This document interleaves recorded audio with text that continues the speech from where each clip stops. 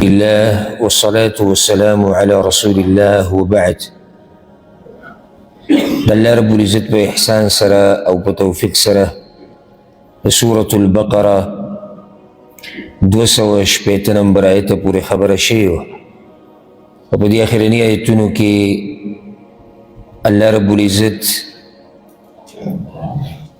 یو دا خبره بیان کړې وه چې ابراهیم علیه السلام الله ته ویلي وي الله ته مړي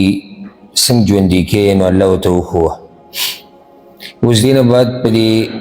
راروانو آیتونو کې تقریبا د صورت ختمېدو پورې هغه به د مال په باره کې خبره کیږي. د مال په باره کې داسې چې د صدقې خبره به کیږي، د زکات به کیږي، بیا کومه بیه جایز ده او کومه ناروا ده د هغې تفصیل به بیانیږي. بیا د مالی معاملاتو بعض آداب او طریقې به بیانیږي، د سود نقصان او د سود حرمت دا به بیانیږي. که یو سړی سوال وکړي چې خبره روانه وه چې الله مړي ژوندي کوي، په هغې پسې د مال خبره ولې کوي؟ نو جواب دا دی چې کله دا خبره یقیني شوه چې الله رب العزت به دا مړي راپاسوي، نو اوس الله رب العزت وایي چې تاسو د هغه ورځې دپاره تیاری وکئ، په کومه ورځ چې به دا خلک بیا راپاسي او الله ته به ودرېږي. په دې طریقې سره چې تاسو د الله په لار کې مال ولګوئ او دغه شان زکات ورکوئ. او دا ایتونه اکثر واضح دي، ډېر تفصیل ته به ضرورت نه وي او کوشش به دا کوو چې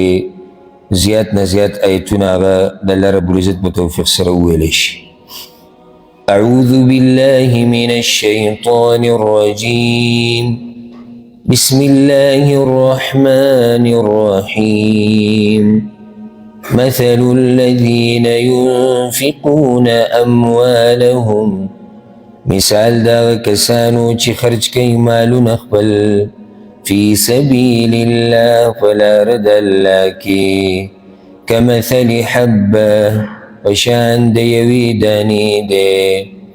انبتت 7 سنابل چې رازرغونکي ووږي فی کل سنبلة 100 حبه په هر وږي کې 100 دانې والله يضاعف لمن يشاء او الله دو چند کوي چاله لره چې وغواړي والله واسع علیم او الله پراخه په زلواله دی پوهه دی. د انفاق طرف ته ترغیب دی چې د الله په لار کې مال لګوه او په دې سره چې دی نو ګټه د دنیا او د آخرت، کامیابی د دنیا او د آخرت هغه ترلاسه کیږي. مثال بیانوي د هغه چا د صدقې یا د هغه چا چې هغه د الله په لار کې مال لګوي. مثل الذین ينفقون اموالهم فی سبیل الله، په لار د الله کې. دا مثال د هغه چا دپاره نه دی چې هغه مال د ریاکارۍ دپاره لګوي. دا مثال د هغه چا دپاره نه دی، نه د هغه چا په باره کې دی هغه چې هغه دا مال په دې لګوي چې دا یو بدل دی په ما باندې د یو کس او هغه پوره کوم. نه دا مال د شهرت دپاره لګوي چې خلک وایي چې دا ډېر سخي دی، دا ډېر غني دی. نه د دې دپاره چې تصویرانو ویډیوګانو کې راشي او خلک یې صفت وکړي. نه، مثل الذین ينفقون اموالهم فی سبیل الله، په لاره د الله کې، یعنې د الله د رضا دپاره یې لګوي. بیا دلته هغه ځای ونه ښو، نه فی سبیل الله عامه خبره ده، هر ځای کې چې ولګو چې د الله د رضا دپاره. کمثل حبه، د دې صدقې مثال داسې دی لکه یو دانه انبتت 7 سنابل او دا یو دانه رازرغونۍ ووږي. یو دانه دې ور واچوله د هغې نه ووږي رازرغون شو او په هر وږي کې 100 دانې دي، دا شو 200. او حدیث کې راځي نیکي په 10 چنده ده 200 ته رسي، الله یې د دې نه هم زیات دی. دلته هم الله دغه خبره وکړه والله یضاعف لمن یشاء، الله دو چنده کوي چا لري چې وغواړي، چا له دې نه هم زیات اجر ورکوي. دا هره دیني خبره دې کې دننه راغله چې ته 1 روپۍ ولګې نو هغه 200 چندو ته الله رسوي، د هغې نه د لم زیاتوي.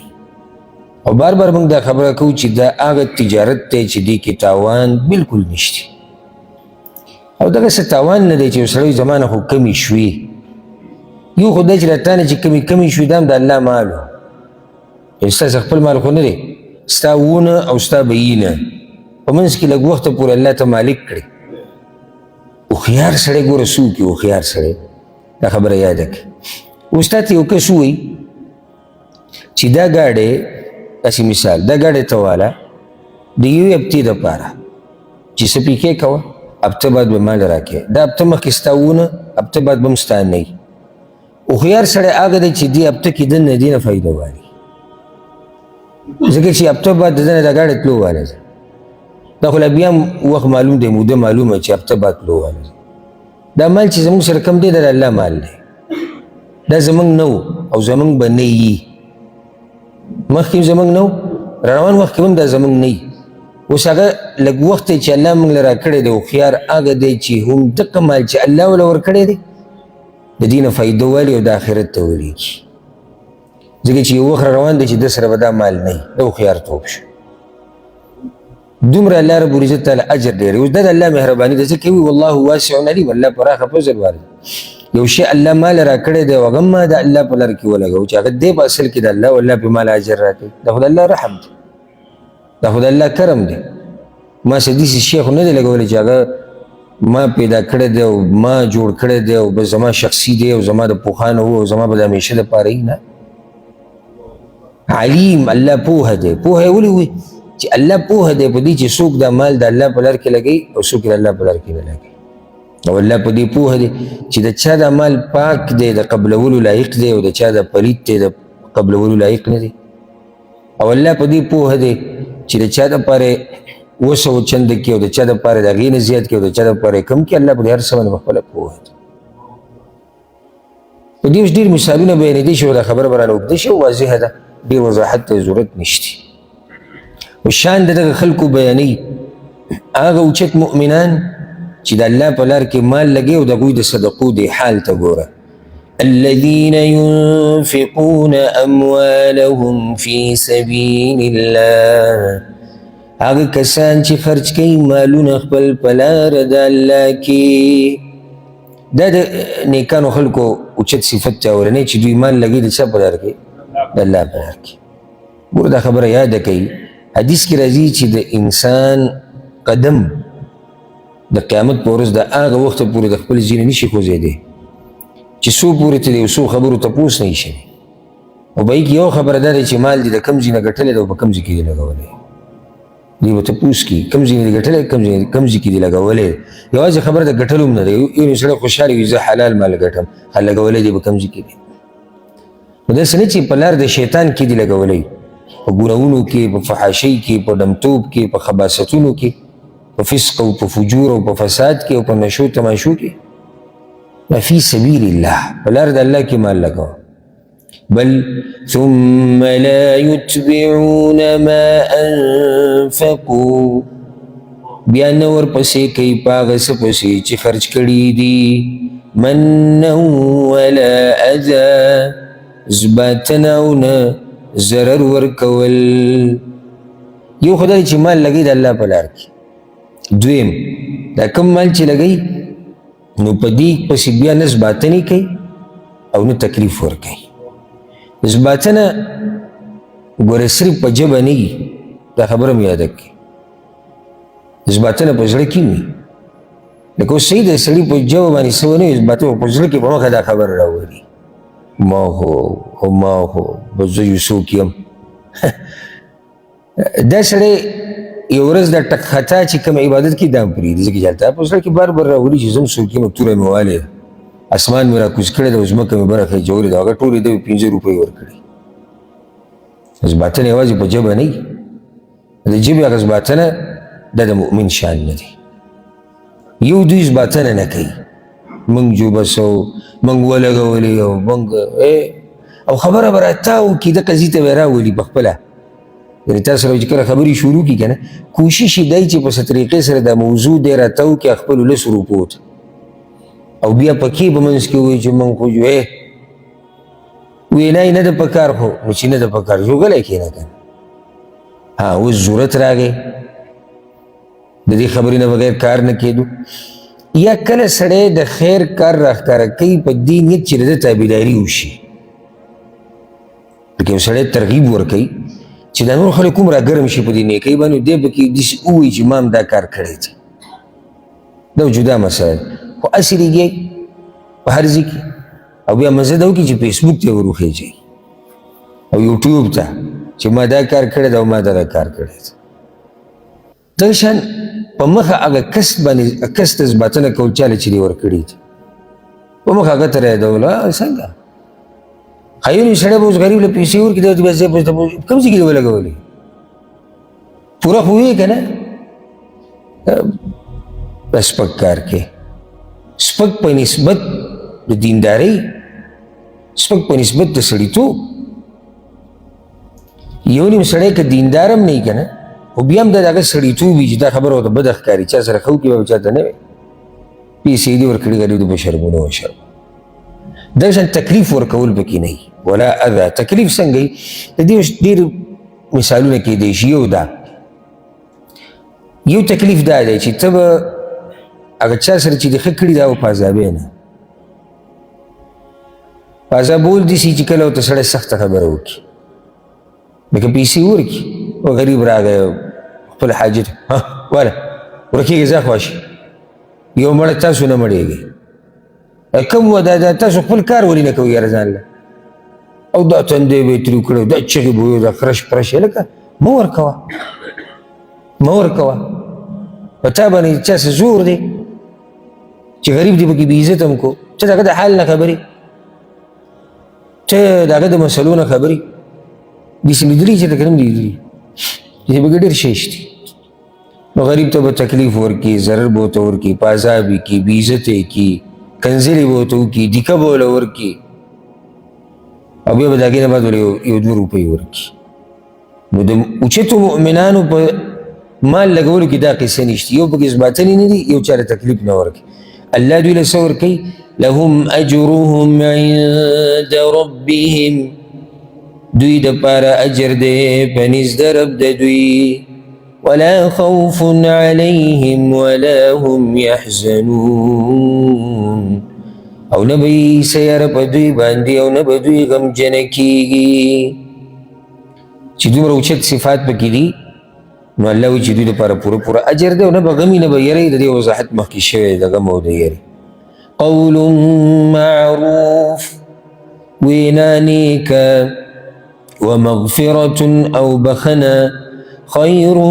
من صدقة يتبعها أذى غوردا داغ صدقين چه ورپسی پاگی پسی تکلیف ورکول والله غني حليم او الله بحاجت دے صبرناک دے قول معروف وینا نیک او بخنه کول غوره دي د هغه صدقې نه چې تکلیف ورکول پکې دې څه مطلب څه مطلب دا دی غوره وینا څه ده لکه یو سړی تا پسې راغی او تا ته وایي چې ماله مال راکړه زه غریب یم زه فقیر یم ما ته دا مسله ما ته دغه مسله کذباتنه کې او کې بې عزته کې او کې د خلکو په مخ کې شرمې او بیا یې پې پوزې له راولي او د مرۍ نه یې پې نیسي الله وی د دې نه ښه دا ده چې ښکلې وینا ورته وکړي او واپس یې کړي ګناهګار خو نه شوي که نه ښکلې وینا اوس څه ده چې الله دې دله درکړي او دوا ورته وکړه او بس واپس یې کړه یا دا چې یو سړي سره وشتي نه زما وس نه راشي یا بله څه لار ورته وښیه چې داسې وکړه داسې وکړه دغه وکړه دا خپل تکلیف نه دې بچ وساته تا ته پته دی چې زما طریقه کار بیا داسې دی چې په شرمونو به دې بیا وشرموم نو د هغې نه ښه دا دی چې سل ځان په ګناه کې وراچې ښکلې خبره ورته وکړه او بخنه بخنه څنګه نو بعض مفسرین وایي معنی دا ده وایي وینا نیکه او بخنه د الله د طرف نه چې الله دې وبخي دا د دغه صدقې نه غوره دی چې ته پکې تکلیفونه ورکړي او چې حدیث وضاحت کړی دی وینا نیکه او بخنه کول دی فقیر ته دا ډېر غوره کار دی نو فقیر ته څنګه بخنه کوي محتاج ته کله دا محتاج سړی تنګ کي ونخلي سړي پورې داسې ټیم کې به صبر نه کار دی ښه انسان ته ګوره دا خبره یاده کوي د ځان نه به چا په باره کې یو نقشه په ذهن کې نه جوړوي چې دا داسې دی او دا دروغجن دی او دا دوکهباز دی هسې دومره نښتی دی نو ته د هغه د حالاتو نه نه خبر کله د دې غریب دا نښته په یو چا پورې د دې د لاسه هغه د تکلیف میلاو شي الله وي بخښنه ورته کوئ څومره ښایسته دین دی بخښنه ورته کوه خیر دی او کله هغه داسې هم وکړي چې دا غوښتونکی سخته خبره هم وکړي سړي ته ته به ورته بخښنه کړي دا نه چې ته ورسره هم راولګې او ځکه چې هلته ته به د خپلې صدقې سوچ کوې چې دا ضایع نه شي د هغې لپاره به ته رټیم دی نه سختي به ورسره هم نه کوې او زباطنې به هم نه کوې نو دا د هغه صدقې نه غوره دي چې په هغې کې تکلیف ورکولي کم سے کم د څه نه بچ شوې د ګناه نه خو بچ شوې که نه ځکه ته چې کله تکلیف ورکې او زباطنې کې نو مال د نه لاړ ثواب پرېږده الټه ګناهګار وشو تاوان د پاسه تاوان دې وکړو الله وایي د دې نه ښه دا دی چې ښکلې وینا ورته وکړي او بخښنه ورته وکړي ګوره اوس د الله دې نومونو ته وګوره او صفاتو ته والله غني او الله بې حاجته دی دی ولې دلته وایي د دې لپاره د هغه چا ته خصوصا چې کم خلک صدقې ورکړي او بیا زباطنې کوي الله وایي ما ته ګوره دې ضرورت نشته تا خو ځان داسې غوسه کړی دی لکه الله سره چې دې احسان کړی 15 روپۍ به ورکړي 10 روپۍ به ورکړي 100 زر به ورکړي بیا به یو هفته د ده مخې له نه ورځي ځکه چې صاحب غوسه دی صاحب 1000 روپۍ ورکړي چې غوسه دی نو ده ښه د چا سره کړي خو د خپل ځان سره یې کړي الله سره خو دې نه کړي والله غني الله بې حاجته دی الله سره خو خزانې د ځمکې او د اسمانونو دي که وغواړي په ده به یې بندي کړي نو ځکه یې دلته دا نوم راوړ حلیم صبرناک دی الله صبر کوي بندګانو ته نه رانیسي په عذابونو باندې موقع وله ورکوي نه رانیسي په ګناهونو باندې موقع وله ورکوي بار بار د توبې ولې دا نوم دلته راوړو الله موږ ته وایي چې ګوره زه خالق یم مخلوق ته صبر کوم نو مخلوق به مخلوق ته څنګه صبر نه کوي که چېرته دا محتاج او دا غریب او فقیر سختی وکړي یا تا پورې ونخلي یا یو دوه خبرې زیاتې وکړي ته صبر کوه ته صبر کوه الله چې خالق دی د هغه دا صفت دی ته خو مخلوق یې ته خو بیا صبر کوه او صبر به لازم کړي ځکه یې دا دلته راوړو اوس الله وایي خپلې صدقې مه بربادوئ په ریاکارۍ سره او په زباطنې سره او په تکلیف ورکولو سره یا ایها الذین آمنوا ایمان والو لا تبطلوا صدقاتکم ما بربادوي صدقې خپلې بالمن والأذى پس باطنه او په ضرر ورکولو سره دا مسله خو مشهوره ده وي په ګناهونو پسې چې نیکیانې کې ګناهونه ختموي خو دا ورسره نن بله فایده یاده کړه او کله داسې کېږي چې د ګناه د لاسه نیک عمل ختمیږي دلته دا فایده راغله لکه نیک عمل هغه څه کړی دی صدقې ورکړې ده صدقې برباده کړه باطله کړه په یو ګناه سره صرف هغه عمل بربادېږي کومې سره چې تعلق دی بل نه صرف هغه عمل بالمن والأذى زباطنه او ضرر ورکول دې وضاحت مخکې وشو كالذي ينفق ماله رئاء الناس پشان دا غچا چې خرج کوي مال خپل د پاره د ښودنې د خلکو یعنی خپلې صدقې داسې مه بربادوي لکه څنګه چې بربادوي هغه کس چې د ښودنې د پاره مال لګوي مطلب دا چې ریاکار انسان صدقې بربادي دي ریاکار انسان صدقه برباده ده ډیر کوشش کوي ګورئ چې د ریاکارۍ نه ځان وساتئ خصوصا شیطان چې په نور څه کې په تا باندې زورور نه شي که نه نو بیا کوشش به دا کوي کله ته په منځه ودرېږي که نه نو بس زړه ته به دا سوچونه راځي پلانی ته ګوري هغه ته به پته ولګي دی به دې صفتو کې کمال لګې وګوره هغه دی ولاړ دی دغه د کیمره ده دا د تصویر دی داسې نور د خیر کارونه ځکه چې خبیث غواړي چې په څه طریقه سره د عمل برباد شي او دا هغه پټ شرک دی رسول صلی الله علیه وسلم وایي چې د میږي د قدمونو د اواز څومره غلی دی د میږي د قدمونو د اواز څومره پټ دی او څومره غلی دی دا شرک د هغې نه هم پټ دی پوه پې سړی نه شي او هر څه برباد کړي نو ډېر احتیاط کوئ کم سړی چې اوس د اول سر نه مال چې لګوي د نیت د ریاکارۍ دی دا عمل برباد دی مکمل کله داسې کېږي چې د سړي نیت د الله دپاره وي په منځ کې ریاکاري راشي نو بیا دوه حالات دي په منځ کې ریاکاري راغله که ده دا ریاکاري دفع کړه دیکې یې کړه لکه زړه ته سوچ راغی پلانې ګوري د بیا دا خبره رد کړه چې نه پلانې ګوري که نه ګوري زه خو الله له ورکوم نو دا په دې منځ کې د ریاکاري دا سوچ راتله دا دله نقصان نه ورکوي ځکه چې هلته ابتدا په دې نیت و چې دی د الله دپاره کوي منځ کې خبره راغله خو د اخوا کړه او که چېرته دی دغه خبره ځان سره مخکې ویسي ریاکاري که واقع شي نو هغه کم وخته پورې چې د عمل خالص و هغه قبول شوی دا قبلیږي کم کې چې ریاکاري راغله هغه نه قبلیږي او دا به هله کېږي چې کله د عبادت نیمېدی شي چې کله د عبادت نیمېدی شي اوس یو عبادت داسې دی چې هغې کې برخې نه جوړېږي نیمېږي نه هغه عبادت نه اوس نیمې لکه مثال درکړم یو سړی دی هغه 200 روپۍ رااخیستې دي چې دا زه ورکوم د الله په لاره کې سل یې ورکړي خالص نیت دا و چې د الله دپاره ورکو بیا د ده په زړه کې راغی چې یاره پلانی هم دی او الله نه هم دی او خلک به وایي چې دا سخي دی او داسې دی او دغه دی او بیا یې 100 روپۍ ورکړې دې دپاره هغه اولنۍ 100 ته قبلېږي خو چې کله د ریاکاري د ځان سره مخکې وچلوله او بوی تله نو د دې نه بعد چې ده څه ورکړي دي هغه برباد دي پوه نه شوئ تاسو بس د ژمي خراب کړي خو نه نن ژمی ډېر د یخ ډېر داسې نو اوږده کړي یې کله چې یخ ډېر او سړی ګرم ځای کې کښېني که نه نو بیا اکثر صحیح اکثر اوږده وي داسې نه زه ګورم چې یاره یاران ما ته ګوري او هغه سترګې کولی وي او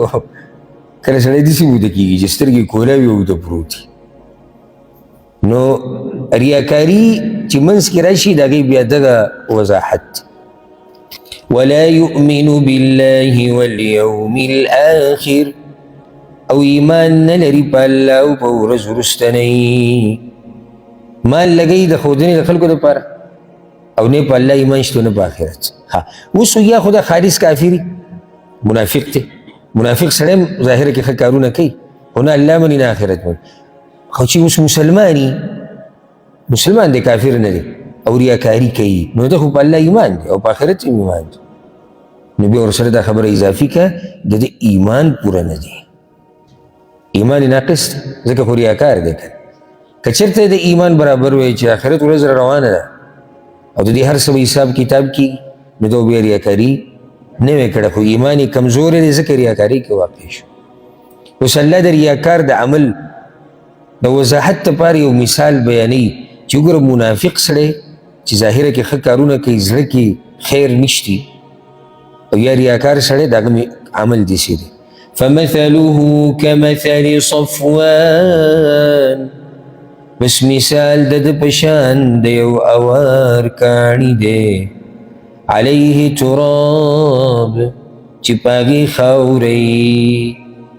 یو کاڼی دی اوار او له پاسه پې خاوره پرته ده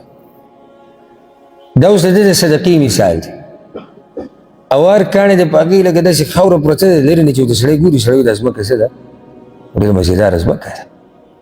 دا خو به د فصل دپاره ډېره ښه او دا نور څه شتي نه ګورې لاندې څه شی دی لاندې کاڼی دی دغه شان دا منافق دا ریاکار دی خپل عمل ته خوشحاله دی کاڼي باندې له پاسه خاوره ییني که نه نو خوشحاله دی چې ځمکه ډېره مزېداره ده مانه چې خوشحاله چې ما هم ډېر څه کړي دي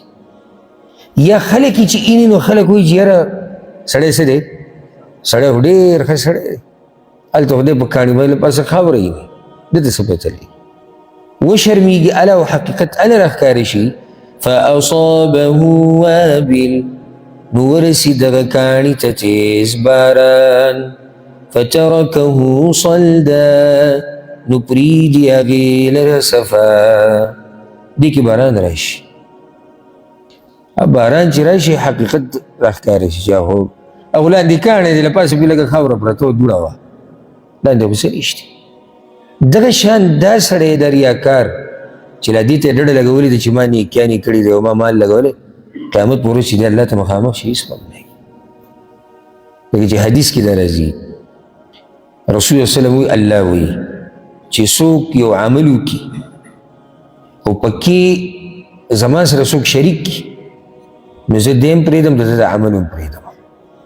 د عمل خو الله نه قبلوي. ته خو خالص د الله دپاره نه دی کړی د الله سره دې بل څوک هم شریک کړی نو هغه ظاهره کې داسې ښکارېده چې ځمکه ده او مزېداره ده حقیقت څه و اکاڼه. دغه شان د منافق عمل نه دغه شان د ریاکار ده. اوس تاسو په دې باندې سوچ کوئ بیا دا په هر عمل کې راتلی شي صرف د صدقې خبره نه ده. هر عمل کې ته غری او ما دا کړي ما دا کړي که د الله دپاره دې نه کړي نو هسې پرې دوکه یې ګورئ. ځکه الله څه وایي لا یقدرون علی شیء مما کسبوا قادر به نشي دوی په هېڅ شي یا په هېڅ ثواب باندې د هغه عملونو نه چې دوی کړي دي وبه نه رسي دوی ته ثواب د هغه کارونو چې دوی کړی دی. مطلب دی ثواب خو هله میلاویږي چې عمل د الله دپاره او د دوی د عمل د الله دپاره نه.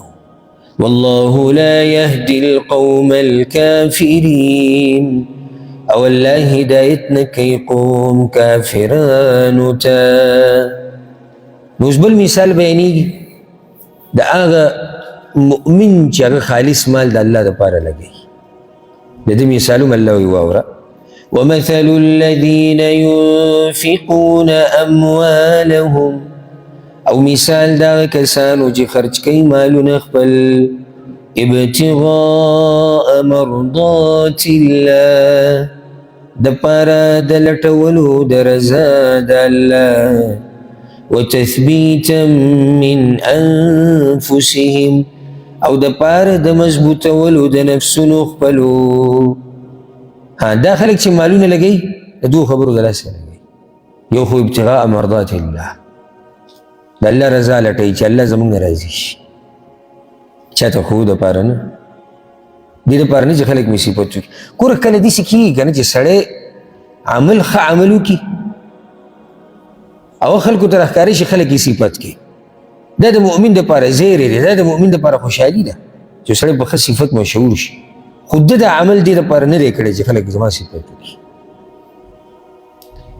ورسره دا خبره یاد ده کې موږ یو څو درسونو کې بیان کړی مو چې کله د عمل د الله دپاره کوو که نه او پټو دي الله به دې راښکاره کړي او الله به دې کیدای شي په دنیا کې ته ژوندی راښکاره نه شي مرګ نه بعد به دې راښکاره کړي خو راښکاره به دې کړي. او دا کم سړی چې غواړي دا چې زه مشهور شم او خلک زما صفت وکړي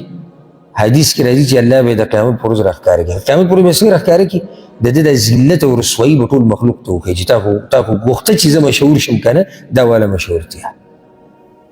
تا خو غوښته چې خلک زما نه خبر شي که نه دا واله ها خلک دې نه خبر شو چې پلانې لاړ جهنم ته پلانې د الله د عذاب حقدار شو. نو یو دوی دا مال د چا دپاره لګوي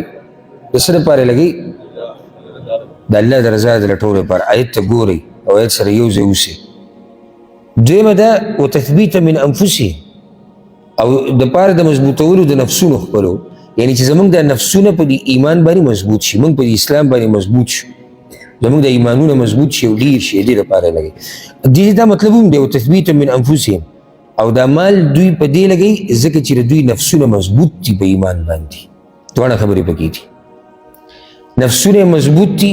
یو مال د الله د رضا لپاره لګوي یا دا مال چې کوم لګوي د دې دپاره لګوي چې زمونږ د نفسونه مضبوط شي په ایمان باندې. كمثل جنة بربوة شان د مثال د یو باغ دی چې په اوچت ځای ربوه ربوه په عربۍ کې اوچت ځای ته وایي دنګ ځای ته وایي. دا یو باغ دی ښایسته باغ دی او په دنګ علاقه کې دی په دنګ ځای باندې دی. اصابها وابل چې ورسیږي هغې ته تیز یا ډېر باران. وابل په عربۍ کې تیز باران ته وایي او دا د عربي فصاحت او بلاغت دی او دا یاد کوي په دنیا کې د عربي د ژبې په شان فصیح او بلیغه ژبه نشته. دا خو اوس دا خلک چې اکثر دا چې کوم د دین نه لري او بې دینه شي دوی ته بس دا انګلیش دا ژبه داسې ښکاري چې دا جدا خبره چې استعمال یې ډېر دی. استعمال یې په دې ډېر دی چې بعض ملکونو والا خو خپله ژبه ده او بعض مسلمانان چې پیشو شاکي هغه اسې وایي چې یاره ته به ورسره په پښتو کې لیکې دی په منځ کې د دوه ټکي د پښتو وایي نورو په انګلیش کې لیکې دا شان اردو والا دا شان په عربو کې هغه ژبه چې په هغې فخر انسان کولی شي هغه د قرآن دا ژبه ده هغه د رسول الله وسلم ژبه ده عربي ډېره فصیحه ژبه ده. نو د باران هر یو انداز خپل نوم دی. د تیز باران خپل نوم دی، د روح خپل نوم دی، چې لږ ورېږي لږ ودرېږي د هغې خپل نوم دی. وابل هغه تیز او ډېر باران ته ویلی کېږي. دا یو باغ دی او باغ څنګه دی؟ په دنګزي باندې او تیز باران راغی فأصابها وابل فآتت أكلها ضعفين نور کوي میوې خپلې دوچنده ولې دوچنده ورکوي میوه؟ باران تیز دی او باغ په ښایسته ځای کې دی او چت ځای کې نو میوه چې کومه راغله هغه دوچنده مزیداره. فإن لم يصبها وابل او که ونه رسیږي دغه باغ ته تیز باران فطل نو پوره د هغې دپاره پرخه معمولي پرخه ولم برابر ده. ولې؟ ځمکه برابر ده. یو سړی به وچو څنګه دا خو ترجمه شو وضاحت دا دی هغه مؤمن چې د الله لپاره مال لګوي که نه که دی ډېر مال ولګوي او که لږ ولګوي خو فایده مند دی. یو سړی راولګوي ډېر مال یې ولګو اجرونه یې ډېر وګټل ورته الله وایي که نه میوه دوچنده شو ځکه چې باران تیز راغی. یو سړی د هغه سره مال لږ دی الله وایي دا باغ دومره مزیدار دی چې معمولي پرخه معمولي شبنم هغه هم پوره دا میوې ورکوي. دغه مؤمن د زړه او نیت دومره صفا دي د الله رضا لټوي که دی یو روپۍ د الله په لار کې ورکړي که نه نو هغه هم د ده دپاره فایده باندې. او یو سړی ریاکار دی راولګي په لکاوي ولګولي خو فایده نه وټې ورې نقصان ورکړو. والله بما تعملون بصیر او الله په هغه عملونو چې تاسو یې کوئ لیدونکی دی. الله خبر دی د دې نه چې څوک دا مال زما د رضا د رټولو لپاره لګوي او څوک دا مال خلکو ته د ښودنې دپاره لګوي. اوس الله بل مثال بیانوي او دا ډېر د یېرې مثال دی د ریاکار د صدقې مثال او دغه شان د خاتمي خبره پکې کېږي. الله اکبر دا ډېره اهمه ده او دا په توجه سره واوري چې یو سړی دی هغه لګیا دی اعمال کوي دینداري کوي څه نه څه خو سړی برابر نه دی. کله چې مرګ ته نږدې شو رب العالمین والآخره خاتمه خرابه کړه. الله وایي ګورئ ځان ساتئ د داسې حالاتو. نو دا د ریاکار خبره هم ده د ریاکار د عمل او دغه شان د هغه چا خبره ده چې د هغه آخره خاتمه ګډولی شي. ایود احدکم ایا خوښوي یو کس په تاسو کې ان تكون له جنه چې هغه لره یو باغ یو سړی دی او د هغه سره دی باغ دا خبره په توجه واوري الله پې تا پوه کړي. رب العالمین ګوره دا مثالونه ما مخکې دا خبره ذکر کړې چې الله دا مثالونه دې دپاره بیانوي چې موږ پوه شو. خبره چې ته محسوسه کړي د دې دپاره ته مثال بیانوي.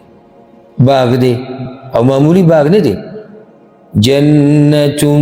من نخيل وأعناب باغ د کجرو او د انګورونه تجري من تحتها الأنهار چې بهیږي لاندې د هغې نه ولې له فيها من كل الثمرات هغه دپاره یې په هغې کې د هر قسمه میوې نه څومره ښایسته باغ دی یو خو دا باغ کجوري پکې دی او انګور پکې دی بیا ولې پکې بهیږي نو بیا صرف دغه نه هر قسمه میوه پکې ډېر قیمتي باغ دی دې سړي سره وأصابه الكبر او رسیدلی هغه ته بوډاوالی وله ذریة ضعفاء او د هغه دپاره بچي کمزوري دا ښایسته باغ چې دی دا مالک دی بوډا دی او بچي دي واړه واړه د دې باغ ته څومره ضرورت دی ځکه چې نور خو د هغه مخکې څه ژوند نشته او طاقت نشته ځواني نشته هلته ماشومانان دي واړه دي هغوی په خپله څه ګټه نشي کولی نو د دې باغ نه به د ده څومره امیدونه وي څومره به دې ته خوشحالي دې ته ډډه لګولې ده ځکه هر څه دي خو زه باغ شتي جیداد شتي ناڅاپه پسې چلو شو فأصابها إعصار نو ورسي هغې ته تیزه سیلی فيه نار فاحترقت چې په هغې کې اور یو نو وسوځئ هغه باغ ناڅاپه سیلی راغله او سیلی د ځان سره څه راوړو اور راوړو هغه باغ یې ټول په بل طرف واړه څومره به دی خفه وي ولې به خفه وي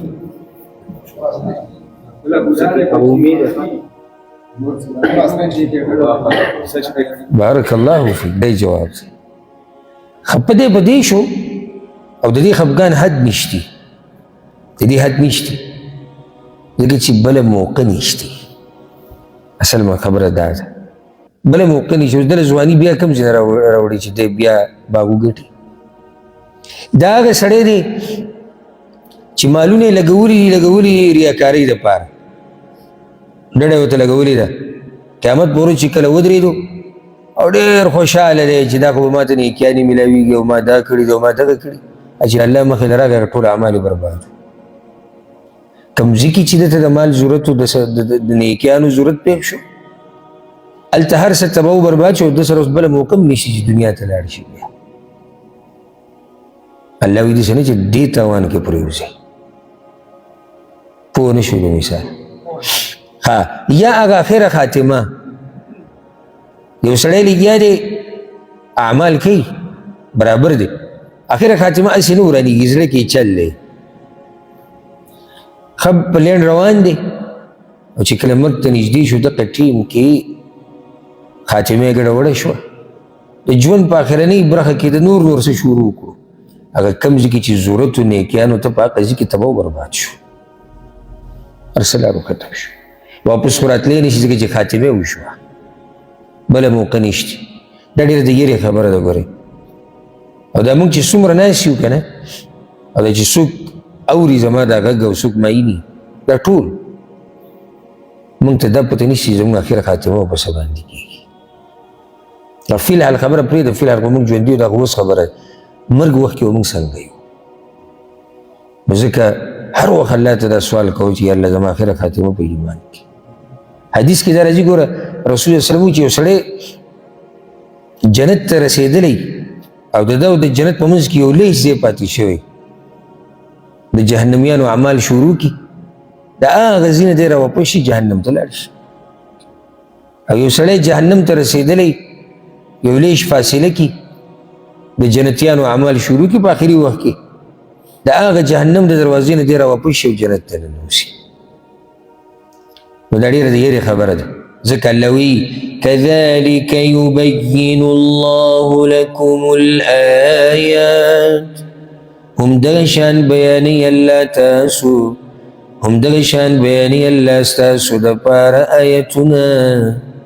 آیتونه یعنی مثالونه لعلکم تتفکرون د دې دپاره چې سوچ وکئ اسی نه بیانوي تاسو واورېدو خبره ختم شو الله بیا په دې کې سوچ وکړي اسی دې کې څو مثالونه بیان شو درې اولنی مثال د ریاکارو بیا مثال د هغه مؤمن چې هغه د الله د رضا دپاره مال لګوي نو بیا مثال د ریاکار د عمل یا د هغه چا چې آخري وخت کې خاتمه ګډوډه شو. اوس مخکې الله رب العزت بل یو حکم او مسله بیانوي، هغه دا چې مال دوه قسمه وي. انسان سره چې کوم مال دی دا دوه قسمه دی، یا خو د ځمکې نه راوتی دی یا د ګټلی دی. نو په دې هر څه کې چې د الله کوم حق دی هغه به ورکوي. بله دا مسله پکې بیانېږي چې کوم مال د الله دپاره ورکوي نو پاک مال به ورکوي، پلیت به نه ورکوي. الله پلیت مال نه قبلوي. یا ایها الذین آمنوا ایمان والو، دا ډېر خوږ غږ دی. کله چې قرآن کریم تلاوت سړی کوي یا لولي یا اوري ډېر خوږ غږ دی. یا ایها الذین آمنوا، عرش والا موږ ته وایي یا ایها الذین آمنوا، او هغه رب د هغه رب د طرف نه دا غږ دی چې کوم اوس زموږ اوري او موږ یې ویني.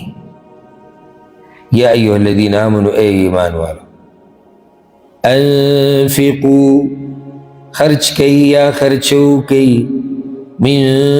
طیبات ما کسبتم د پاک هغه مالونو نه چې تاسو ګټلي دي، ومما اخرجنا لکم من الارض او د هغه څه نه چې موږ راویستلي دي تاسو لره د ځمکې نه. اوس که تاسو ګټلي دي او که هغه د ځمکې نه راوتي دي، دې کې چې کوم د الله حق دی هغه څه کوي هغه ورکوي. من طیبات پاک مال نه ورکوي. رب العالمین ګوره پلیت مال هغه نه قبلوي. پاک دی، پاک صرف پاک مال نه، پاک وینا چې هغه د توحید وینا ده، د دین خبره ده، د الله قبلوي. پاک عمل، پاک عمل کوم دی چې خالص د الله دپاره او د رسول صلی الله علیه وسلم په طریقې. نو دغه شان پاک مال دا الله رب العزت قبلوي، پلیت مال هغه نه قبلوي. ان الله طیب لا يقبل الا طیبا، الله پاک دی او نه قبلوي مگر پاک مال. د دې په شان نزول کې دا خبرم ذکر کیږي چې براء ابن عازب رضی الله عنه وی، امام ابن جریر دا روایت راوړی وی کله چې به د کجورو د ورځې شوې که نه په دې مدینه کې دا کجورې به پخې شو، او مدینه کې خو دا دی چې کجوره د هغه ځای مشهوره میوه وه، او دا هلته د مسجد نبوي کې په صفه کې د غریبانان فقیران صحابه کرام به ناست وو. دا تقریبا داسې راځي بعضو آثارو کې چې دا 400 کسانو تقریبا، او دا اکثر مهاجرینو، بهر نه راغلي ډېر فقیرانو، مالونه ورسره هم نه وو، ښځې بچي هم نه وو، د دین زده کوونکي وو، بس پراته وو دغه د رسول صلی الله علیه وسلم په جومات کې. بیا ملګرو به کومو چې وسو هغوی به اکثر دوی له دا خوراکونه او یو شی او بل شی دا راوړو. نو هغې کې داسې چل بعضو پکې کړی و چې کله به دا میوې پخې شو که نه دا غونچکونه به راوړو د مسجد نبوي کې دغه ځای کې به یې ژوړن کړي وو چې دا ملګري کوم صفه والا دي دوی به راځي او ځان له به ترې خوري. هغې کې داسې وشو چې یو کس او یو روایت کې داسې هم راځي چې رسول صلی الله علیه وسلم یو ورځ راووتو چې چوکه ورسره لاس کې وه او کجورې او غونچک ژوړن نو هغه یې داسې پرې وخوځو نو هغې کې دننه ډېرې کجورې چې دي هغه خرابې وي، هغه کجورې ډېرې چې دی څه هغه خرابې وي. نو رسول صلی الله علیه وسلم داسې ووایي نو چې دا یې راوړو نو د دې په ځای به ښه مال راوړه. نو الله رب العزت دا ایتونه راولېږل چې مال لګوئ نو بیا ښه مال لګوئ او پاک مال لګوئ. ځکه اوس الله ګوره مخکې څه وایي ولا تیمموا الخبیث من، او اراده مه کوئ د ردي د دغه مال نه، دا اراده مه کوئ چې موږ به پکې دا ردي مال ورکړو. بعض اوازو کې که نه نشته کور کې پالتو څه شی د الله دپاره ورکوې نو پالتو شي پسې ګرځي. ښه شی ورکړه، ښه مال ورکړه، یو شی د نه پالتو شي سرمن ترې واړی بیا وایي دا به څه کړو، دا به صدقه کړو. موږ دا نه وایو چې داسې صدقه نه کېږي، دغې هم صدقه کېږي، خو ته ښه مال ورکړه. الله وایي ردي مال پسې مه ګرځه چې ته دغه اراده دی تیممو چې تیمم په عربي ژبه کې ارادې ته وایي په اصل کې د یو شي قصد کول نو تیمم ته تیمم ولې وایي ځکه چې دې سړي اراده کړې ده چې دا خاورو له به ورځي او د هغې نه به طهارت حاصلوي نو ولا تیممو او قصد مه کوئ الخبیث من د ردي د دغه مال تنفقون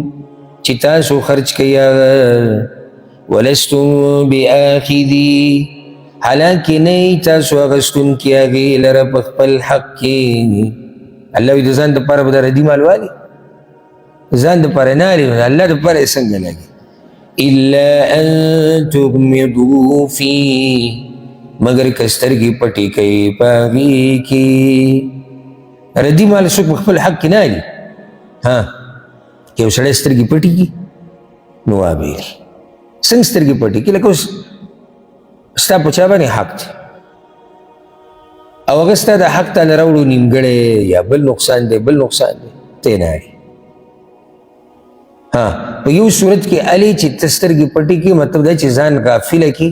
د دغه نقصان او عیب نه او وابېلي نور الې نه الې نه سمدي چې واړې راواړی هر جانب وله وګوري هر طرف وله وګوري چې څه نقصان څه عیب خو پکې نشته الله وایي د خپل ځان دپاره خو دا چل کوئ او چې د الله دپاره شو نو بیا پکې ردي او پالتو مال لټوئ چې دا پکې الله له ورکو ځکه الله تاته څه وایي واعلموا او پوه شئ ان الله غني حمید چې یقینا الله بې حاجته ستایلی شوی دی الله ستا دغه ردي مالونو ته ضرورت نه لري الله ستا د ردي نه د غوره مال ته ضرورت نه لري لکه ته ولګې خو ځان سره احسان کوي احسان ستا اولنی او اخرنی هغه د خپل ځان سره دی اوس الله رب العزت یو وجه بیانوي چې د دې د لاسه خلک د الله په لار کې مال نه لګي او هغه یره ده چې شیطان یې د یو کس زړه ته ورچوي چې یره دا سړی ته به غریب شي ستا سره به دا وشي ته به دغه شي د دې د لاسه ډېر خلک مالونه د الله په لار کې نه لګي الشیطان یعدکم الفقر شیطان یری تاسو د غریبۍ نه ویأمرکم بالفحشاء او امر کوي تاسو ته په بې حیایۍ باندې دا شیطان دی شیطان ته یری د څه نه غریبۍ نه دلته یو خبره ذکر کیږي چې د هغې د لاسه ډېر خلک د الله په لار کې مال نه لګي هغه دا چې شیطان د ده زړه ته دا وسوسه راچي ته به غریب شي او دا خبر خو موږ بار بار ذکر کوو ډېر وضاحت ته ضرورت نشته چې کله موږ د الله په لار کې 2 ریاله لګو نو بیا چې دا غریبي موږ ته کومه رامخې ته شي که نه تپوس یې مه کوو دی به ورشي دوکان ته انټرنیټ به اچوي په موبایل کې یاره ښه ګران پکې ور واچوه ښه قیمتي ور واچوه والله که د غریبۍ نه هېرېږي آبادي ودروه څو چته څو کمرې دې د غریبۍ نه هېرېږي بچو دپاره خپل عیش عشرت دې د غریبۍ نه هېرېږي خو که د 15 روپو د ډېرو نو د 15 روپو خبره چې راله که نه بیا چې په ده باندې کم رپرپې په ده راشي شونډې تې ګډې وډې کېږي خولې ګډه وډه کېږي بلډ پریشر د چا هغه های شي د چا هغه ولیږي د چا شوګر را کم شي او دا بس دغه به بس موږ دغه کوو نو بس دغې ته به ناست یو او دا موږ به څه کوو موږ به څه کوو ته به وایي چې د ټول جایداد راغستی دی او ورسره پاڼې راغستی دی بل سړي دې نوم ته یې وراړی دا د هغه سړي خوی دی چې د دې سره عادت نه دی د دې سره عادت نه دی ځکه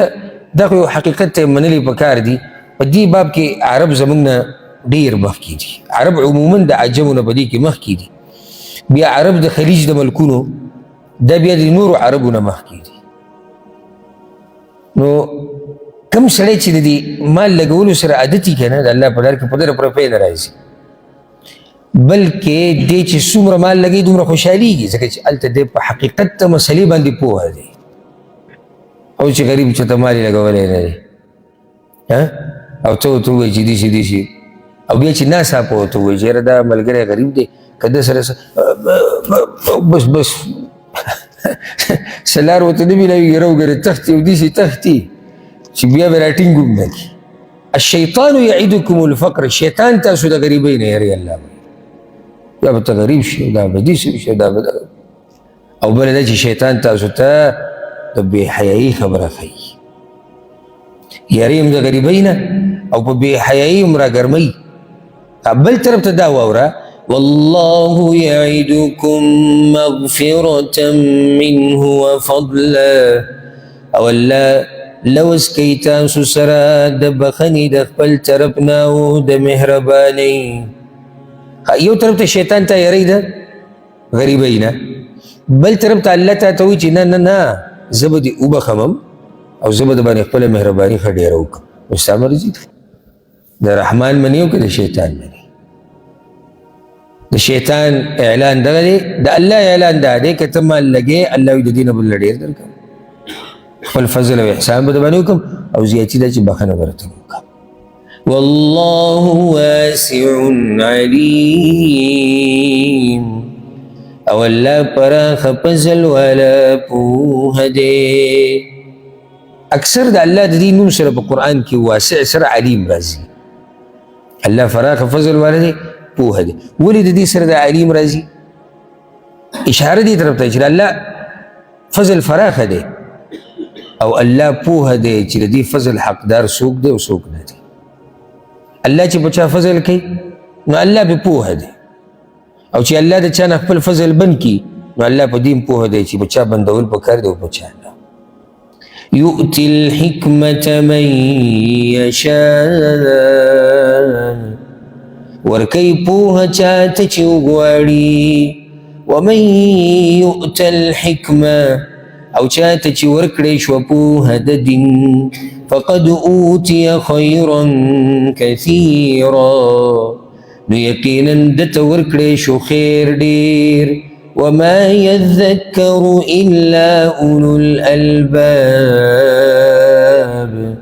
او نصیحت ناخلی مگر عقلونو والا. منځ کې پکې الله دا خبره وکړه یؤتي الحکمة من یشاء. حکمه د حکمت خو په لغت کې تعریف دا دی په مناسب ځای کې مناسب خبره، په مناسب ځای کې مناسب کار، او دغه شان پوهه. او دلته مراد پوهه د دین ده، که بعض علما وایي حکمت پوهه د قرآن، بعض پوهه د دین، پوهه د حدیث. نه عام چې ته وایي چې پوهه د دین. یؤتي الحکمة من یشاء، پوهه د دین ورکوي الله چاته چې وغواړي، او وی چاته چې دا پوهه ورکړی شوې ده فقط اوتي خیرا کثیرا، الله دله ډېر لوی خیر ورکړی دی. سوال به یو کس دا وکړي، د دې نه بعد هم د انفاق مسله بیانېږي د مال، چې مخکې هم د مال مسله ده وروسته هم د مال مسله ده، په منځ کې د حکمت خبره پکې الله ولیکي، د علم او د پوهې د هغې دوه وجې کیدی شي. یوه ده مخکې د تېر شوي ایتونو کې الله وایي چې شیطان تاسو یری د څه نه؟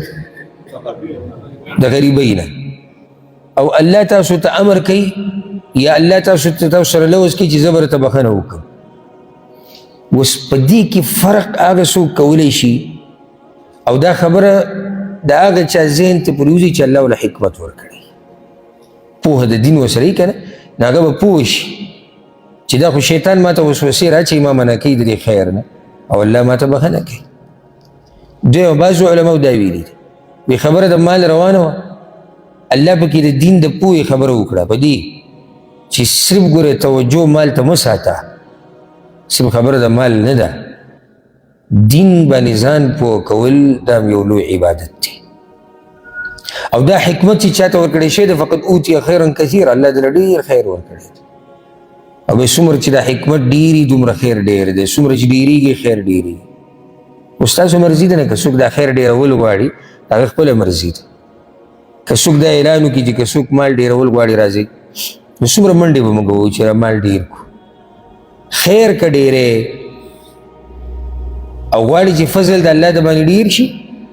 نو بیا حکمت ډېر که، او حکمت د دین پوهې ته وایي، او پوهه به داسې ډېرېږي چې ته به کاروبار له زور ورکړي او خوب له علم له څنګه محنت پکې، علماو مجالسو کې به کښېني، علماو ته به زنګونان ماتې، هله به بیا تا ته د دې خیر او د دې حکمت نه څه نه څه میلاو شي، څه نه څه ته به ځان ټول ورکړي نو دین به تاله لږ څه درکړي. وما يذكر الا اولو الالباب، والله وی نصیحت نه اخلي او نه پوهېږي په دې خبرو باندې مګر د عقل خاوندان. د عقل خاوندان په دې باندې پوهېږي چې کومه خبره کې زما خیر دی او په کومه خبره کې زما دپاره شر دی، څه کول غواړي او څه نه، په څه کې زما دنیا ته نقصان دی، په څه کې زما دنیا ته فایده ده، په څه کې زما آخرت ته نقصان دی، په څه کې زما آخرت ته فایده ده. په دې باندې عقل خاوندان پوهېږي. الله دې موږ ته د حکمت نصیب کړي. د هغې نه بعد اوس الله رب العزت د صدقې دوه قسمونه بیانوي چې یوه صدقه نفلي ده او بله صدقه واجبه ده. مخکې یو خبره وشوه د زکات چې که هغه د ځمکې نه یو فصل راوځي او که هغه ته یو مال ګټې په هغې کې به د الله برخه ورکړي. یو بله صدقه ده چې هغه نفلي ده. دغه شان یو هغه صدقه ده چې الله نه ده لازم کړې خو بندې په ځان لازموي. دا کومه صدقه ده؟ منښته، نذرانه چې ورته ویلی کېږي، په عربي کې ورته نذر ویلی کېږي. نذر دا هغه لازم عبادت دی چې بنده په ځان لازم کړی دی، الله پې نه دی لازم کړی. او هغه یوازې مال لګول نه دی، هغه بل عبادت هم کېدی شي. دې ته منښته وایي. حکم د دې څه دی؟ یو د دوه قسمه منښته دوه قسمه. یو ابتداءً بس د الله د رضا دپاره یو سړی کوي، دا خو اوچت عبادت دی. لکه یو سړی داسې ووایي چې د الله دپاره په ما دا شو چې زه به 100,000 روپۍ ورکوم، چې زه به د الله په نوم 100,000 روپۍ ورکوم. دا منښته ده. اوس په ده لازم دي چې دی به 100,000 روپۍ ورکړي او عبادت دی. دویم هغه منښته ده چې هغې کې شرط وي. که الله دا کار وکړو نو زه به داسې وکړم، که الله ماله بچی راکړو زه به داسې وکړم، که الله زما دا مسله حل کړه زه به داسې وکړم. او دا د بخیلانو کار دی. رسول صلی الله علیه وسلم حدیث کې وایي چې په دې طریقې سره د بخیل نه مال راوځي، نور خو د هغه نه مال نه راوځي. انه لا یأتي بخیر انما یستخرج به من البخیل. د بخیل نه به مال راوځي. نو دا څه خبره شوه چې د الله سره سړی شرطونه لګوي چې زه به عبادت کوم خو که الله داسې وکړه، زه به عبادت کوم که الله داسې وکړه. نه، زه به عبادت کوم که زما دا مسله حل کېږي او که نه حل کېږي. که الله بچي راکوي که نه راکوي، که الله کاروبار راکوي که نه راکوي. نو دا ځکه بعضو علماو دې ته مکروه ویلي دي. لیکن دې کې دا شرطونه لګول راځو. بله دا چې منښته بیا په دوه قسمه کارونو کې ده، یا خو د الله بندګي ده یا د الله نافرماني ده. د الله بندګي کې چې دې وکړو، من نذر ان یطیع الله، حدیث کړی صحیح بخاري کې دی، چا چې داسې منښته وکړه چې هغې کې د الله عبادت کول دي فلیطعه، نو دی د خپله منښته پوره کوي به لازم. او چا چې داسې منښته وکړه چې په هغې کې د الله نافرماني ده نو دا منښته به نه پوره کوي. لکه یو سړی وایي چې په ما لازم دي چې زه به پلاني له دا پلانې شی رسوم، دا به لازم ورکوم، هغه د نشي سامان دی. دغه شان بل داسې یو عمل دی چې هغه شریعت یې منع کړې ده، نو دی به څه کوي؟ دی به دا منښته دا نه پوره کوي. پوره کول یې ګناه ده، نه پوره کوي، پوره کول یې ګناه ده. بله دا مسله یاده کوي چې که څوک منښته وکړي او بیا یې پوره کولی نه شي، نو حدیث کې دا راغلی دي چې دی به بیا کفاره ورکوي، د قسم کفاره. یا به څه ورکوي؟ د قسم کفاره. لکه یو سړی دا اوس وایي چې زه به ټول عمر روجې نیسم، کله دی ټول عمر روجې نه ویسي، یا دومره پیسې یادې کړي چې هغه بیا د په اوس کې نه وي، نو بیا دی کفاره دی ورکړي. بله مسله دا یاده کړي چې په منښته کې دې تخصیص وکړو، کار او ورځ او مقدار او څه دې خاص کړو، نو هم هغه اندازه کې به یې کوې. لکه یو سړی دا وایي چې د الله په ما دا شو چې زه به ګډ حلالوم، نو ګډه نه شي حلالولی، څه به حلالوې؟ ګډ به حلالوې. ها، غوره ته اوړېدی شي، غوره ته اوړېدی شي. لکه یو سړي منښته کړې ده چې زه به ګډه حلالوم او حلال یې ګډ کو، دا جایز دی.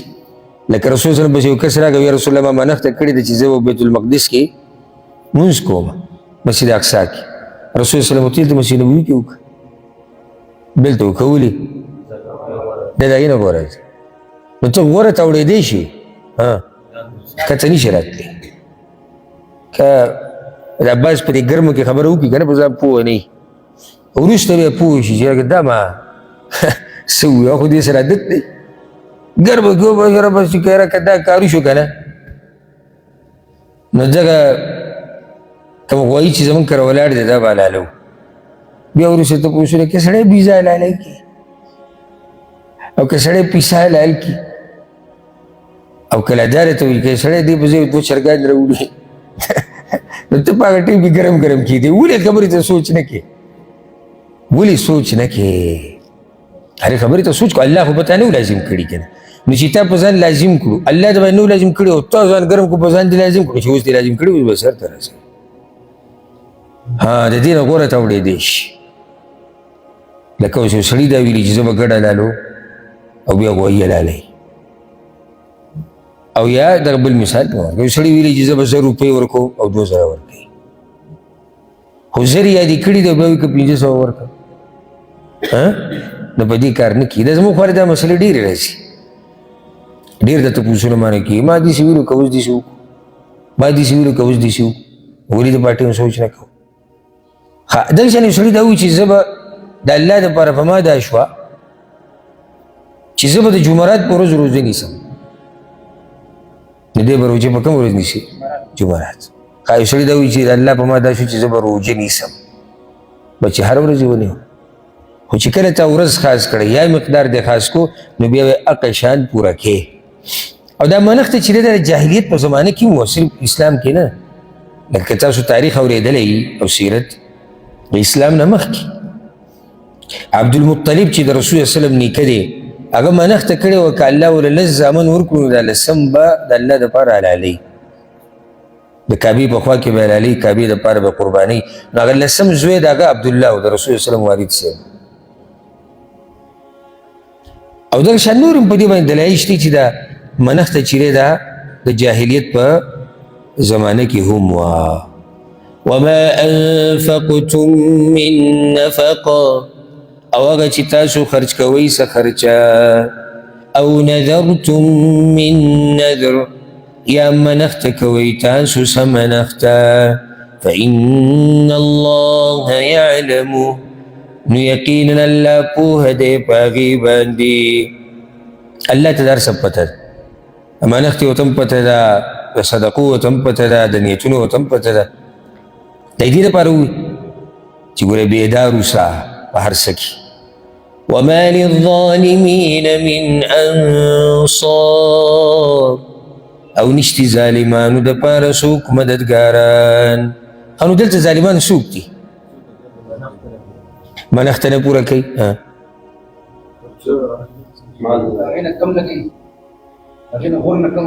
اخو هغه دغې کې راغلی چې منښته نه پوره کوي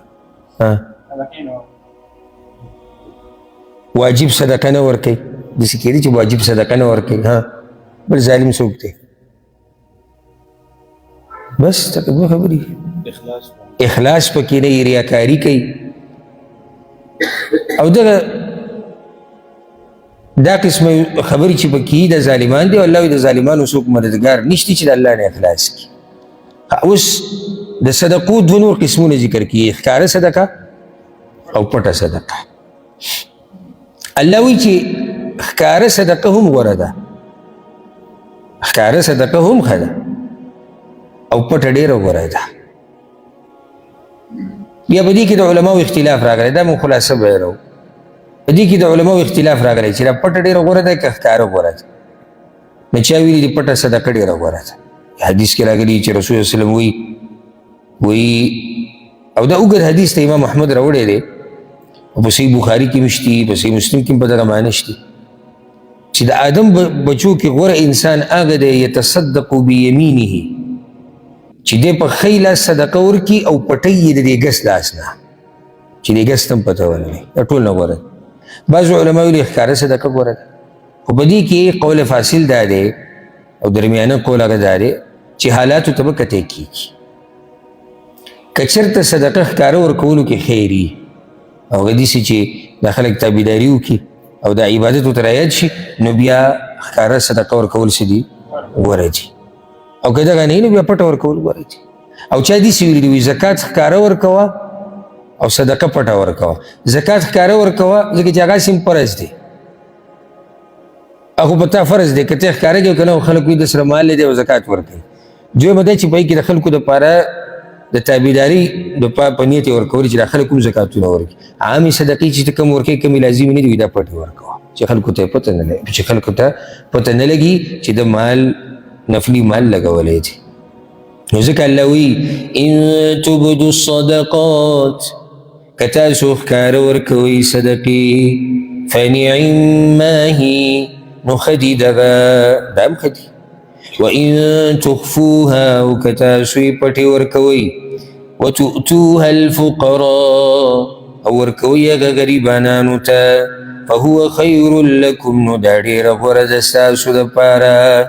ويكفر عنكم من سيئاتكم او وبريجي تاسو نه ګناهونه ستاسو والله بما تعملون خبير او الله پاک عملونو چې تاسو یې کوئ خبردار دی څوک پټه صدقه ورکوي څوک ښکاره ورکوي حقیقت یې چاته معلوم دی الله ته معلوم دی اوس په دې روان آیت کې دا مسله بیانېږي چې کافر له هم صدقه ورکولی شي زکات نه او صدقه ورکولی شي دې آیت په شان نزول کې دا بیانېږي چې د بعضو مسلمانانو په مدینه کې خپل ولیانې وي د یهودیانو سره او د اسلام نه مخکې به دوی خرچې کولې دغه خپلوانو باندې به مال لګو خو چې کله مسلمانان شو نو بیا ویره وي دا خو کافران دي دا خو یهودیان دي موږ مال نه لګو الله دغه آیت راولېږو او داسې هم ویلی کېږي چې رسول صلی الله علیه وسلم دا ملګري منع کړي وي تاسو په مشرکانو باندې مال مه لګوئ صدقې مه ورکوئ نو دوی به حاجتمند شي نو اسلام ته به راننوځي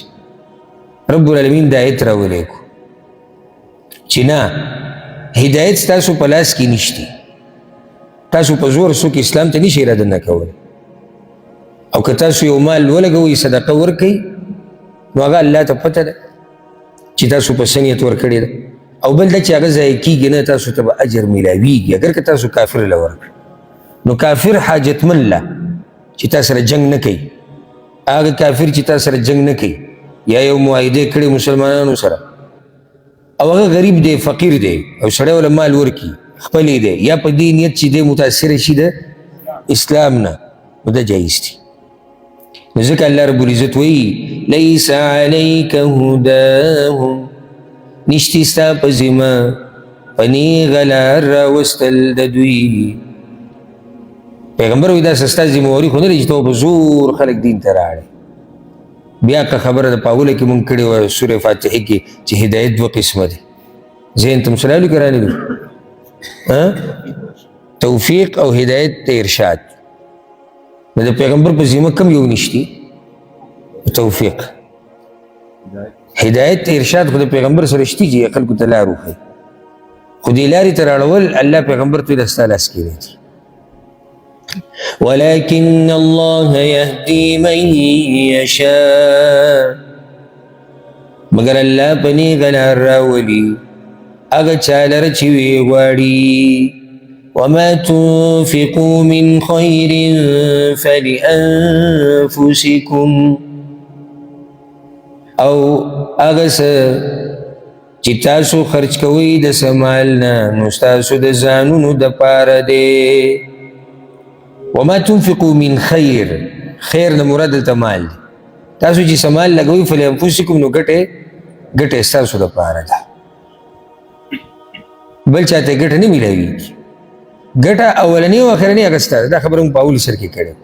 وما تنفقون الا ابتغاء وجه الله او تاسو خرچ نه کوئ مګر د پاره د لټولو د مخ د الله دلته دوه خبرې او تاسو خرچ نه کوئ مګر د پاره د لټولو د مخ د الله مطلب دا دی چې تاسو مسلمانان یې او د مسلمان شان دا دی چې دې مال نه لګي مګر د الله د رضا د لټولو لپاره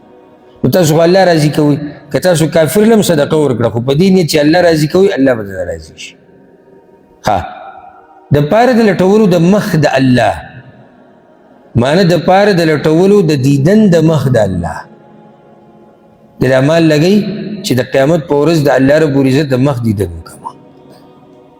نو دغه شان بل مطلب دی چې د پاره د لټولو د رضا د الله. نو دا خبره پای کې دن رااله د الله د مخ دیدن به کله وکړي چې کله ځنه الله راځي، او چې الله دې راضي شو نو دا دیدن به وکړي. وما تنفقوا من خير يوفى إليكم، او هغه چې تاسو خرج کوئ د مال نه پوره به درکړی کېږي تاسو ته. مه هېرېږه، پوره اجر به تاسو میلاوي، پوره اجر، بلکې د هغې نه زیات به میلاویږي. خصوصو ځایونو کې دا خبره موږ وکړه. وأنتم لا تظلمون، او په تاسو باندې به ظلم نه کېږي، یعنی ستاسو حق کې به څه کمې هغه نه کېږي، رب العالمین به پوره بدله درکوي. اوس الله حقدار د صدقې بیانوي چې صدقه چاله ورکول پکار دي، څوک ډېر حقدار دی. نو دا کوم صفات چې روان آیت کې بیانېږي دا چې چا کې دا ډېر حقدار دي، د دین علاوه هم کیدی شي. وګوره دوه کسان ستا مخې له رالو، ته یې چې صدقه چاله ورکړم، په دې دوه کې به یو دي چې هغه به ډېر حقدار وي، او د هغې به دا مطلب نه چې دی بل لکه دې ورکړه نو نه قبلېږي. نو دا صفات چې کوم روان بیانېږي دا چې په چا کې هغه ډېر حقدار دي. یو څو صفات هغه دلته هغه بیانېږي د دغه خلکو، تقریبا 15 صفات به بیانېږي د دغه خلکو. للفقراء الذين احصروا في سبيل الله، د پاره د فقیرانو دی هغه کسان چې بند کړی شوي دي په لاره د الله کې. اصحاب صفه والا یادېږي. صفه دا د رسول صلی الله علیه وسلم د جومات په آخري سر کې شاته یو دنګ ځای و، لږ داسې ځمکې لږ دنګ و، دې کې به دا غریبانان صحابه کرام اوسېدو، خصوصا مهاجرین بهر نه راغلي، او داسې 400 خوا او شا کې وو دا غریبانانو. نو دې غریبانان بله دا چې بند کړی شوي دي په لار د الله کې. څنګه بند کړی شوي دي په لار د الله کې؟ یعنې جهادونه به یې کول، یا بند کړی شوي د الله په لار کې د الله دین ته پراته ول، دوی له مال ورکړه. ځکه چې خو ځان بند کړی د الله د دین دپاره، کار کسب یې نشي ورکول.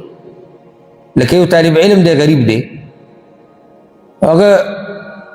علم یې زده کوي، ځان یې بند کړی دغې ته، نور څه سره کوي، بیا هغه علم ټې ګډوډ کړي. یا یو عالم دی، داعي دی، هغه په ځان باندې دا لازم کړی دی چې هغه د خلکو ته دین بیانوي او وضاحتونه کوي، ځان یې بند کړی د الله په لار کې، د لی ورکړه ډېر حقدار دی. نو دا یو صفت بیان شو. لا يستطيعون ضربا في الارض، طاقت نه لري د سفر کولو په ځمکه کې. سفر د څه دپاره؟ د مال د ګټلو دپاره. یا خو په دې چې په لاره کې د الله په لار کې ځان بند کړی دی، یا دا چې نور څه عذر ورته دی نشي ګټلی، مال څه طریقه څه رو نه جوړېږي. بل صفت د هغوی دا دی، دا دومره پاک خلک دي او دومره اوچت خلک دي. يحسبهم الجاهل اغنياء، ګمان کوي په دوی باندې ناخبره خلک د مالدارانو، من التعفف د وجې د ځان پاک ساتلو نه. دلته جاهل نه مراد ناخبره انسان چې مهارت یې نه وي، هغه ناخبره پې ګمان د څه کوي چې دا مالداره دی، دا ګمان پې ولې کوي ځکه چې هغه ځان ساتي د سوال نه او د حرامو نه. شان دا دی دغه اوچتو خلکو. نو دې کې یو څو فایدې زموږ دپاره. اولنۍ دا چې دا غریبانان دي او خلک پې ګمان هغه د مالدارو کوي. نو چې مالدار او ځان یې داسې کړی چې خلک پې ګمان د فقیر او د ملنګ کوي، دا به څه نه ښه شی مه اچوه، بیا خلکو ته پته لګي. نو زړې جامې، پیزار چې په بد حالي، ټوپۍ په بد حال، او چې ته ورته کار بار څنګه دی؟ کار اوس کار او پیسه ختم او که څه ووایم نو سړی وایي چې یاره که اوس 2 روپۍ را سره وایي چې دله مې ورکړی دی. نو په مالداره به ګمان د څه وکړي؟ د فقیر. بل طرف ته هغه اوچت خلک دي چې دي فقیران خو خوی یې داسې دی شکر د الله هر وخت ادا کوي چې ګمان پې د څه کېږي د مالدارانو خو دا ګمان د مالدارانو پې څوک کوي چې تجربه یې نه وي نو مطلب دا دی چې ځان هوښیار ساته دا نه چې ته به د سړي جامو ته ګوري چې جامې یې سرې کړي دي نو جامې دی خوري جامې خو یې سري دي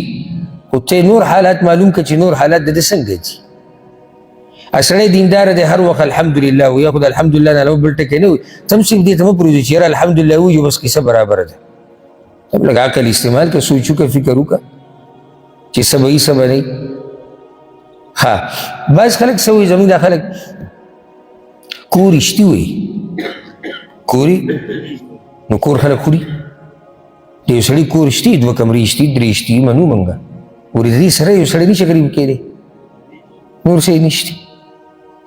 د ګمان پې ولې کېږي د وجې د ځان ساتلو نه سوالونه نه کوي او ځکه رابه شي الله رب العزت وایي د مؤمنانو په مال کې برخه د للسائل والمحروم د هغه چا دپاره به کوم برخه ده چې مال غواړي او د هغه چا دپاره به کوم برخه ده چې مال نه غواړي بس سړی بعض خلک د خپل عزت ډېر خیال ساتي ډېره ګرانه یې هغه ته چې چا ته سوال وکړي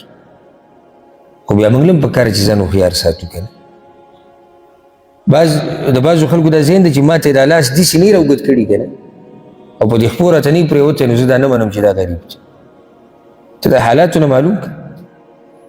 یو سړی ستا ګاونډي دی ته د حال نشي معلومولی یو سړی تا سره کیني پاسي یو سړی عام ته د حالاتو نه اندازه ولګوه نو په دې باب کې ځان هوښیار ساته تعرفهم بسیماهم ته به پیژنې دوی لره په نښو نښانو د دوی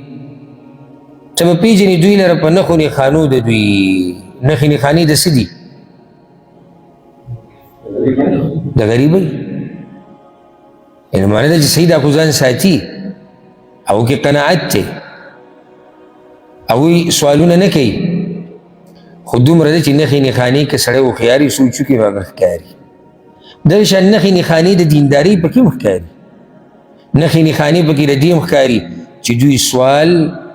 هغه نه کوي لا يسألون الناس الحافا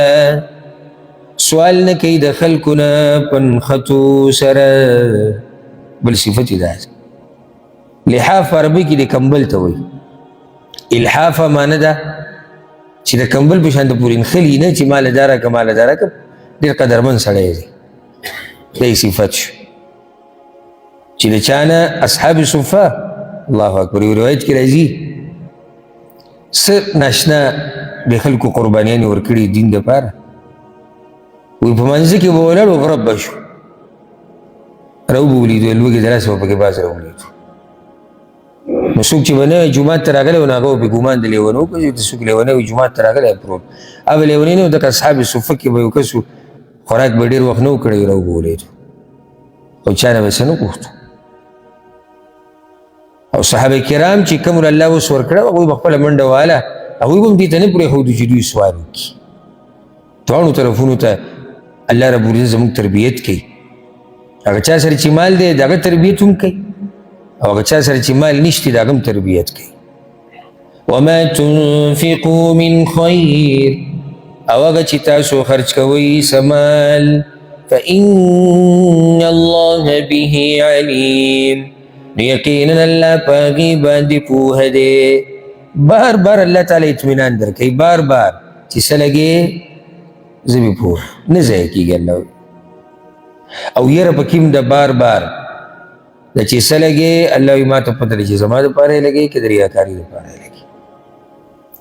الذین ينفقون اموالهم هغه کسان چې خرج کوي مالونه خپل دا اوس د مؤمنانو شان بیانېږي چې دوی یو حال کې مال نه لګوي دوی هر وخت مال لګوي د شپې هم لګوي د ورځې هم لګوي په پټه هم لګوي په ښکاره هم لګوي لکه یو سړي اوس دې ته ډډه لګولې ده چې زه به صرف په ښکاره مال لګو دا کومه دینداري ده چې دې ته پروت یا زه به صرف د شپې به مال ورکوو نور موږ د ورځې مال نه لګو یا موږ صرف د ورځې مال لګو الله وایي مؤمن خو هر وخت لګي الذین ينفقون اموالهم هغه کسان چې خرج کوي مالونه خپل باللیل والنهار د شپې او د ورځې سرا وعلانیه په پټ او په ښکاره فلهم اجرهم عند ربهم نو دوی دپاره اجر د دوی دی په نزد د رب د دوی ولا خوف علیهم ولا هم یحزنون او نه به یې سیره په دوی او نه به دوی غمجن شي. د دې نه بعد بیا د سود مسله بیانېږي. ګوره صدقه احسان کول دي او سود ظلم دی. نو په احسان پسې بیا هغه خبره بیانېږي چې هغې ظلم دی. نو سبا به انشاءالله شروع کوو د 215 نمبر آیت نه. الله رب العزت موږ له توفیق راکړي چې د هغه په لار کې مال ولګو او الله رب العزت موږ د ریاکارۍ نه وساتي. هذا والله أعلم وصلى الله وسلم على نبينا محمد.